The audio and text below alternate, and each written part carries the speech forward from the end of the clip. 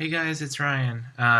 This video we're gonna jump over to the other um, big picture topic and talk about mechanics. So we talked all about biology of tooth movement. Now we're gonna talk about how the heck a bracket and wire move a tooth, how they apply force on a tooth. So here's a stress strain curve, and this is literally, I mean, we could probably spend God knows how much time on this, but there's so much information here, and it's really, really important. So we're going to kind of dissect this one step at a time. A stress strain curve, it explains behavior of any elastic material. So as I'm talking, if you have like a paper clip nearby and or a rubber band, that might be really helpful just to kind of understand this stuff a little bit more. So if you get a paper clip and rubber band, that'd be awesome. So let's start just by looking at the axes. So we have stress on the y-axis. This is measured in typically megapascals for ortho, and strain, which is a distance. And I guess I should define these things. So this is similar to a force displacement curve. It looks kind of similar. Force is simply a load that you that an object or something applies to something else. You push on something, you pull on something, you're applying a force. Displacement is the distance that that object moves in response to the force. So that's force and displacement, and those are external. It's external to the object experiencing the force and experiencing the displacement. Stress and strain. Stress is internal force and strain is internal displacement. Instead of a person pushing on a box, it's the wire itself is getting bent and experiencing the stress and strain within itself. So you can think in terms of stress being an internal force and strain being an internal displacement or internal deflection. That is what these terms mean. So stress is megapascals and strain is some millimeters or something like that of distance. Now, I guess we can just talk quickly about what all these things mean. So the first part of this graph, I colored blue, and that's for elastic deformation. So with the rubber band, if you pull it apart and let it come back together, it's undergoing elastic deformation because as you pull it apart, it's changing shape, and as soon as you let go of the force, as soon as it's no longer experiencing that stress, it reverts back to its original shape. If you've ever seen like those rubber band animal wristband things, I mean, I never wore them or anything. I'm just saying. If you've ever, if you know what I'm talking about, like they're kind of shaped like different an animal or something, and you wear it on your wrist and you stretch it out, and as soon as you take them off, they revert back to their original shape. So that's something that's undergoing elastic deformation. It's not a permanent change. Whereas plastic deformation is just that. So if you took the paper clip and you were to bend it a little bit and it stays where you bent it to, it underwent plastic deformation. But if you were to say push on the paper clip a little bit and have it bend but not, and then have it like snap back to its original form, that's when it's still undergoing elastic deformation. It's when you have to push past a certain threshold here. You have to apply a certain amount of stress and a certain amount of force, and the paper clip has to experience a certain amount of stress and strain to get to a point where it undergoes a permanent physical change, and you'd have to bend it back to where it originally started from. So that's kind of the difference between elastic and plastic deformation. So let's talk this through. We have this linear part of the curve to start in the elastic deformation zone. That abides by Hooke's law, which says stress and strain have a linear relationship, and the slope of that is called the elastic modulus, or the modulus of elasticity. And so the more vertical that this slope is, the stiffer an object is. So think the paperclip is going to have a much steeper slope, and a more horizontal slope is going to be a springier object. So think the rubber band will be more horizontal here in this region. And then, so we're going up, we're applying more and more force, the object's experiencing more and more stress, and we reach the proportional limit, which is the highest point on this graph. And I have to say, this part gets a little bit confusing. Even like different sources online disagree on some of the definitions of these things, but I'm going to try to explain it the clearest I can. Proportional limit is the highest point on this curve where it's linear. So as soon as you get past this, it's not really, it's still kind of elastic, but it's not like totally elastic because it's not abiding by Hooke's law. So proportional limit is purely mathematical, furthest point along the curve where it's no longer straight line. At this point, we get a little bit fuzzy. We're kind of at the elastic limit. If you were tugging on the rubber band, it would still feel elastic, but if you tug enough, you'll reach the yield strength of the rubber band, or yield point, and that's where it deviates from elastic nature. It deviates from elasticity at a measurable level. So they say about 0.1% plastic deformation. So basically, you can't really tell. But if you were to pull on the rubber band past this point, it's no longer going to go back completely to its original shape. It'll stay a little bit more stretched out than it started out as. And then we go a little bit further along this curve, and we reach the ultimate tensile strength, which is the maximum load an object can sustain.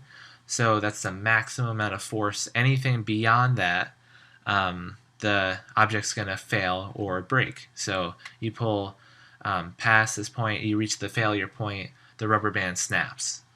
So that's basically all those points. And then we can talk about the area under the curve. So the area under the curve of the elastic portion is called resilience, which is essentially the energy storage capacity of the object as you're stretching the rubber band and you release it. It has some sort of energy associated with that, is some potential energy built up as you stretched it out and let it go. So that's resilience. Not really important to ortho. I forgot we were talking about orthodontics here for a second. And then formability is the area under the curve of the plastic portion of the curve, and that's much more relevant to ortho. And that's the ability to undergo plastic deformation without breaking. So it's like if you have a orthodontic wire and you're pushing on it, you're bending it, you're forming it, essentially. You're changing its shape. It's undergoing plastic deformation, but it's not snapping. It's not breaking. So that's a really ideal trait. You typically want a wire that can be formed. A stainless steel wire that can be formed is really useful. And while we're talking about orthodontic wires, there are really three main components that are all in here somewhere. Strength, or is it? I guess I didn't list this, but strength, springiness, and range are the three super important qualities of an orthodontic wire. Let's see. I want to see if I can. I guess I can't draw. Oh yeah, maybe I can. So strength is the best definition I can come up with is how much force the wire can resist before permanently deforming. Or sometimes it refers to how much force before it breaks. So that's how. So it's kind of like the force that the wire can withstand before permanent deformation occurs. So strength kind of has to do with these 3 points. It has to do with the height of the curve. It has to do with how the yield strength and the ultimate tensile strength, which is useful because they have strength in the title. And so it has to do more with how much load the wire can resist without breaking or without permanently deforming. Springiness has to do with this right here, with the slope. As we talked about, we talked more vertical stiffer, more horizontal springier, and so stiffness is essentially just the opposite. It's the complete 1 over E is referring to that. So and stiffness is actually very important because stiffness directly tells you how much force a wire will put on a bracket that's out of place. So if you have a wire that's formed to the arch, it's super stiff and you have to bend it out to reach a bracket that's out of place. The stiffness tells you it's going to want to get back to its original shape, and so it's going to apply a lot of force on that bracket to get back to where it wants to be. And then range is the third most important, and that's really this horizontal line going from the yield strength to 0 point. And that's the range, is really short for range of action, which is how far a wire will bend before permanently distorting.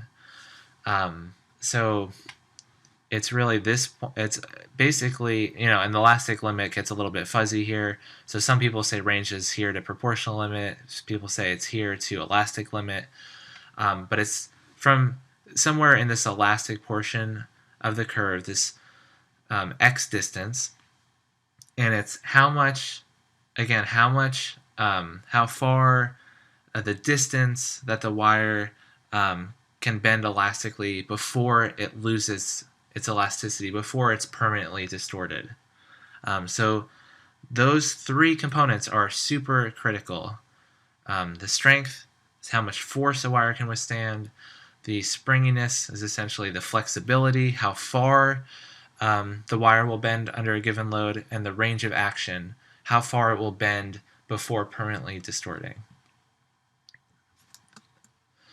And then the performance of the material depends on both what the material is made out of and its specific geometry. So really fast here, treatment typically goes from NiTi to TMA, which is the beta titanium, to stainless steel in this order, from springy to stiffer. Why is this?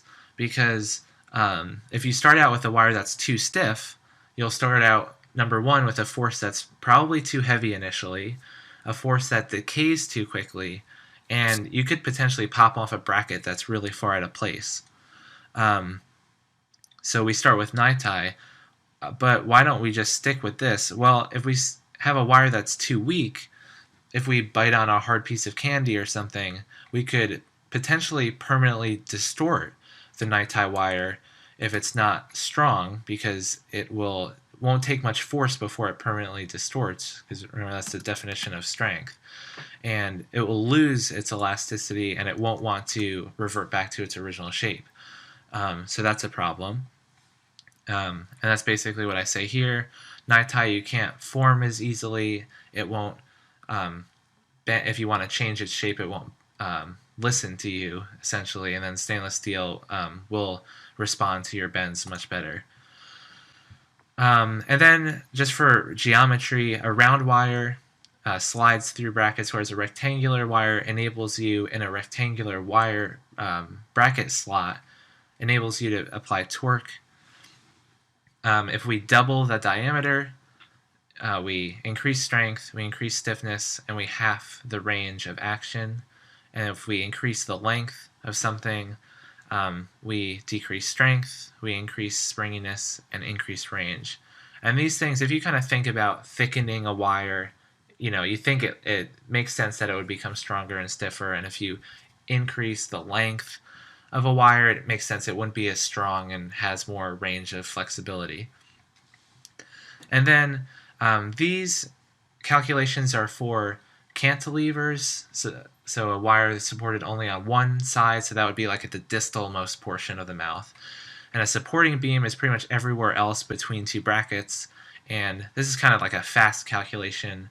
You add you multiply strength by 2 if it's loosely attached to both sides of the beam, and if it's tightly fixed, you can multiply the strength by 4. And then, really fast, rubber bands, they're really useful. They have a great elastic range. You can stretch them really far and they still have a good amount of strength, but they fatigue really quickly. They absorb water in the mouth, they deteriorate, their elastic performance gets weaker over time, so they fatigue a lot quicker than metal does. So it causes more like an interrupted force rather than a continuous, quote-unquote, continuous force. Alright guys, thanks so much for watching. I hope these videos were helpful, and leave a like if you found them helpful, and I'll see you all next time.